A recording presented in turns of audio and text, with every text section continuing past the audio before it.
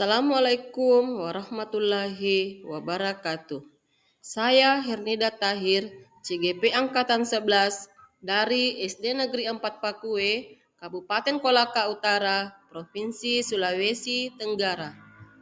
Video ini tentang penerapan segitiga restitusi modul 1.4 budaya positif. Segitiga restitusi adalah suatu proses dialog yang dijalankan guru atau orang tua agar dapat menghasilkan murid yang mandiri dan bertanggung jawab. Ada 3 tahap dalam segitiga restitusi. Yang pertama, menstabilkan identitas. Yang kedua, validasi tindakan yang salah. Dan yang ketiga, menanyakan keyakinan. Dalam tahap menstabilkan identitas, berdasarkan prinsip membuat kesalahan adalah bagian dari proses pembelajaran. Menggeser identitas gagal ke identitas sukses. Kemudian tahap validasi tindakan yang salah. Berdasarkan prinsip, setiap perilaku berupaya memenuhi suatu kebutuhan tertentu, guru akan bergeser dari pemikiran stimulus respon menjadi proaktif, kemudian mengenali dan mengakui kebutuhan murid, akan memperbaiki hubungan dengan murid. Tahap selanjutnya, menanyakan keyakinan. Murid akan diberi pertanyaan-pertanyaan bermakna untuk memunculkan motivasi setara intrinsik. Kemudian, mampu mengaitkan keyakinannya dengan tindakan yang salah. Berikut kasus pertama.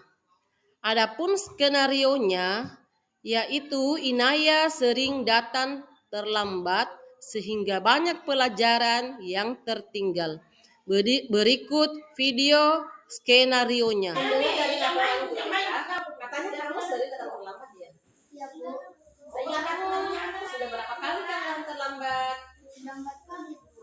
Sering terlambat itu termasuk kesalahan atau tidak? Iya, Bu. Baik, nah ya, berbuat kesalahan itu manusiawi. Setiap orang itu pasti pernah melakukan kesalahan. Yang terpenting, kita bisa belajar dari kesalahan tersebut dan berusaha untuk memperbaikinya. Gimana, setuju atau tidak? Setuju, Bu. Nah ya, mari kita cari solusinya bersama-sama ya. Iya, Bu. Nah ya, kamu sering datang terlambat, pasti ada alasannya. Kenapa sih Naya sering datang terlambat? Karena saya sering begadang dan main HP, Bu, sampai larut malam, Bu. Jadi saya kurang tidur. Kamu tahu keyakinan kelas yang sudah kita persiapkan. Tahu, Bu. Kalau datang terlambat ke sekolah, sesuai dengan keyakinan kelas kita tidak? Tidak, Bu. Menurut kamu, keyakinan kelas apa yang sudah kita langgar? Disiplin, Bu. Menurut kamu, disiplin itu penting atau tidak? Penting, Bu, karena bisa membuat saya datang tepat waktu dan menghargai waktu. Betul, menghargai waktu itu sangat bermanfaat untuk kita. Seperti kita dapat menghargai orang-orang yang ada di sekitar, pekerjaan kita tidak menumpuk, dan juga dapat melatih rasa kepedulian. Iya, Bu, saya menyesal sudah sering terlambat. Saya mohon maaf sudah sering terlambat. Iya Naya, sikap yang sangat baik sudah kamu lakukan dengan cara meminta maaf. Menurut kamu, apa yang kamu lakukan agar kamu tidak datang terlambat lagi ke sekolah? Saya akan tidur lebih awal dan tidak begadang lagi agar tidak terlambat datang ke sekolah. Baik Naya, kami sudah menemukan solusinya. Dan ibu akan bekerja sama dengan orang tua kamu agar tidak terlambat lagi. Sekarang silahkan kembali ke kelas ya. Terima kasih, Bu. Ya, saya dengar dari laporan guru katanya kamu sering. Terima kasih, Ibu Guru Hernida Tahir. Saya senang sekali diajak diskusi dengan Ibu Guru untuk menemukan solusi atas kesalahan yang telah saya lakukan. Dan saya juga akan mengulangi lagi supaya tidak datang terlambat. Terima kasih Ibu Guru Hermida. Kasus kedua, Siva tidak terima saat pekerjaannya selalu dicontek temannya. Dia marah dan tidak dapat menahan emosinya. Berikut skenarionya. Ibu dengar dari ketua kelas kamu bertengkar ya dengan Eko? Iya Bu, harus kesel sih. Kenapa kesal Siva? Eko terus menerus mencontek hasil pekerjaan saya Bu, tidak hanya PR saja, kelas juga dicontek. Ya wajarlah kamu berkesal. Jika ibu berada di posisimu, pasti juga akan marah dan kesal. Lalu apa yang kamu lakukan pada Eko? Saya marah-marah, saya maki-maki Eko dan saya menggebrak mejanya Bu.